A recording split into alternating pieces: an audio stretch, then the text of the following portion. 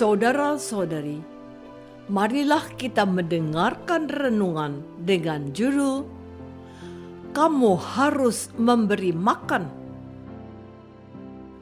yang berdasarkan pada Injil Matius bab 14 ayat 16 sampai ayat 18. Tetapi Yesus berkata kepada mereka, "Tidak perlu mereka pergi. Kamu harus memberi mereka makan." Jawab mereka, "Yang ada pada kami di sini hanya 5 roti dan 2 ikan." Jawab Yesus, "Bawalah kemari kepadaku." Dalam nama Bapa dan Putra dan Roh Kudus. Amin. Saudara-saudari terkasih dalam nama Tuhan Yesus Kristus, kisah mujizat penggandaan roti yang dilakukan oleh Tuhan Yesus untuk memberi makan 5.000 orang ini dapat kita temui dalam keempat Injil, Matius, Markus, Lukas, dan Yohanes. Hampir dapat saya pastikan tidak seorang Kristen pun yang belum pernah mendengar salah satu versi dari kisah penggandaan 5 roti dan 2 ikan tersebut. Konteks dari mujizat penggandaan roti ini adalah bahwa orang yang banyak itu datang kepada Yesus untuk mendengarkan Dia. Tuhan Yesus tergerak hatinya dan menyembuhkan mereka yang sakit. Mereka sangat terpesona pada sosok Yesus dan mendengarkan Dia sampai hari menjelang malam. Mereka tetap setia berada dekat dengan Yesus. Para murid Yesus melihat situasi ini dan minta kepada Yesus mereka dipulangkan saja agar mereka bisa mengisi perut mereka. Tetapi ternyata Tuhan Yesus meminta supaya para murid-Nya memberi mereka makan. Para murid itu berkata dengan polos bahwa yang mereka punya hanya 5 roti dan 2 ikan. Di luar perkiraan mereka, Yesus meminta apa yang mereka punya itu dan memberkatinya. Saudara-saudari terkasih, setelah memberkati milik mereka, Tuhan Yesus minta para murid-Nya untuk membagi-bagikan roti yang dipecah-pecahkannya. Para murid itu melakukan persis yang diperintahkan oleh Yesus, guru mereka. Penginjil mengatakan bahwa mereka semuanya makan sampai kenyang. Kemudian orang mengumpulkan potongan-potongan roti yang sisa, 12 bakul penuh. Yang ikut makan kira-kira 5.000 laki-laki, termasuk perempuan dan anak-anak. Sulit saya membayangkan bahwa dari 5 roti dan 2 ikan, Tuhan Yesus bisa memberi makan hingga kenyang orang sebanyak ini. Bahkan ada tersisa potongan-potongan sebanyak 12 bakul penuh. Kesan pertama yang muncul di hatiku saat membaca perikop lengkap dari Injil Matius ini adalah, di dalam tangan Tuhan tidak ada yang mustahil. Tuhan bisa melakukan apa yang Ia kehendaki, dan bahwa apapun yang kita punya, kalau kita mohon kepada Tuhan untuk memberkati, pasti mendatangkan berkat dan manfaat yang teramat dahsyat. Kecemasan para murid tentang orang-orang yang kelelahan mengikuti dan setia mendengarkan Tuhan Yesus, telah terbayar lunas dengan memberi kesempatan para murid untuk memberi makan dengan membagi-bagikan roti yang telah diberkati. Saudara-saudari terkasih, dalam hidup kita setiap hari, kita sering juga mempunyai pengalaman-pengalaman yang tidak kalah sulitnya untuk memecahkannya.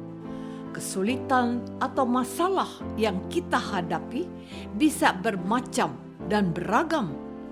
Tingkat kesulitannya pun terkadang membuat kita nyaris putus asa, lalu mengambil keputusan yang tergesa-gesa, sebagaimana yang dilakukan oleh para murid Tuhan Yesus itu. Mereka dengan ringan saja berkata kepada Yesus, "Tempat ini sunyi dan hari sudah mulai malam. Suruhlah mereka pergi supaya mereka dapat membeli makanan di desa-desa." Sebagai tuan rumah, Tuhan Yesus tidak mau lepas tangan. Mereka harus memberi mereka makan. Masalahnya semakin rumit. Di samping tempat itu jauh dari desa, hari sudah malam. Bekal yang mereka punya hanya 5 roti dan 2 ikan. Untungnya mereka tidak berdiam diri, tetapi berkata jujur kepada Yesus bahwa yang ada pada mereka hanya 5 roti dan 2 ikan. Mereka pasti mengatakan itu karena apakah artinya ini untuk orang-orang sebanyak itu? Untuk mereka sendiri dan Yesus saja rasanya pas-pasan. Kejujuran mereka itu disambut dengan baik oleh Tuhan Yesus. Ia meminta apa yang ada pada mereka dan memberkati. Maka terjadilah mujizat penggadaan roti tersebut. Saudara-saudari terkasih, kita hidup bukan tanpa masalah. Orang lain juga memiliki masalahnya sendiri. Tiap-tiap orang, tiap-tiap keluarga mempunyai salibnya sendiri. Orang banyak itu datang kepada Yesus. Ada yang membawa orang sakit di antara mereka. Karena tergerak hatinya, Tuhan menyembuhkan mereka yang sakit. Mereka juga ingin mendapatkan siraman rohani dari perkataan Tuhan Yesus sendiri. Mereka datang kepada Yesus dengan kesungguhan hati, sehingga baik Yesus maupun mereka tenggelam dalam sukacita rohani. Mereka tidak mengira bahwa mereka bisa bersama-sama hingga malam pun datang menjelang. Tuhan Yesus tidak ingin sukacita itu berhenti begitu saja. Maka ia melengkapi kegembiraan mereka dengan menjamu mereka dari apa yang masih ada pada mereka. 5 roti dan 2 ikan. Lengkaplah sudah sekarang. Mereka mendapat santapan rohani dari firman Yesus, dan mereka dikenyangkan dengan santapan jasmani. Maka tugas para murid dan juga tugas kita bukan saja mengenyangkan orang dengan khotbah dan homili, melainkan dengan memberikan apa yang mereka butuhkan agar hidup layak sebagai manusia. Sebagai orang Kristen, kita dipanggil bukan hanya untuk berbagi iman, melainkan juga menyatakan iman itu dalam perbuatan kasih dari sedikit yang kita miliki untuk diberkati Tuhan dan menjadi berkat yang dahsyat yang dapat menyelamatkan dan membahagiakan sesama kita. Apakah aku adalah orang Kristen yang peduli pada kesusahan sesamaku? Apakah aku juga sudah menjadi berkat untuk orang lain, sekalipun aku punya kesusahan juga? Marilah kita berdoa. Bapa yang Maha Baik, terima kasih karena kami boleh terlibat dalam karya pelayanan Yesus. Ajarilah kami tidak sibuk dengan kesulitan kami sendiri, tetapi peduli pada kesusahan orang lain juga. Sebab Dialah Kristus, Tuhan dan pengantara kami. Amin. Semoga kita semua selalu dinaungi dan dibimbing oleh berkat Allah yang Maha Kuasa, Bapa dan Putra dan Roh Kudus. Amin.